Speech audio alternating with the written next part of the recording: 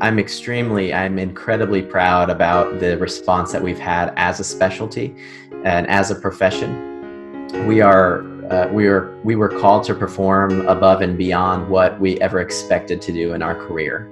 And so having that feeling or that mindset, you show up to work and instantly you're thrown into a team. You're a family. Showing up to a shift and seeing your team, seeing the family that you're working with today, you develop bonds and a relationship that it's really hard to describe. As I mentioned earlier, it's kind of like going into battle together. You're in this event, you're in the trenches together, and it really shows our resolve and how strong we can be when we're working together as a family or as a team. As an emergency physician in this time period, we're faced with this historic event, and it's an incredibly thrilling but chilling experience at the same time. It's a marathon. From a disaster perspective, I would say most disasters occur and immediately we'll enter a phase of recovery, and operations are designed to return to normal. A pandemic like COVID-19, it's not like that. So the analogy is that it's like a marathon. You can't necessarily think about when the end is. I really liked every specialty that I participated in as a medical student. I was interested in surgery and orthopedics and in everything in family medicine practice. Emergency medicine for me was a specialty where you get exposure to everything. And there's a procedural component. I can do procedures from day to day.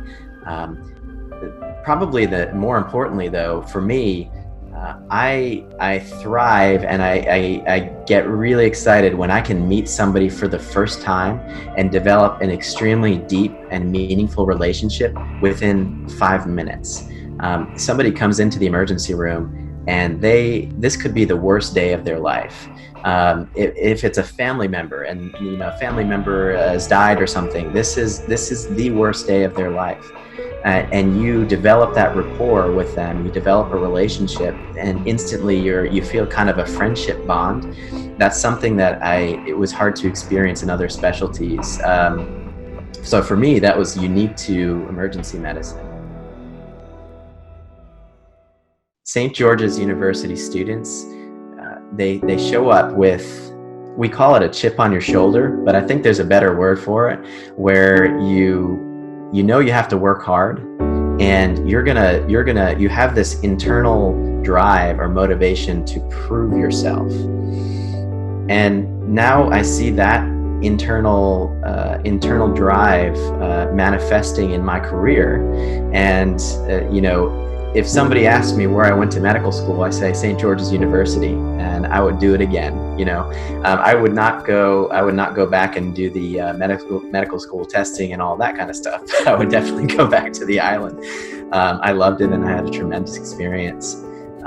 You can also see that internal drive and motivation manifesting in the current pandemic as well.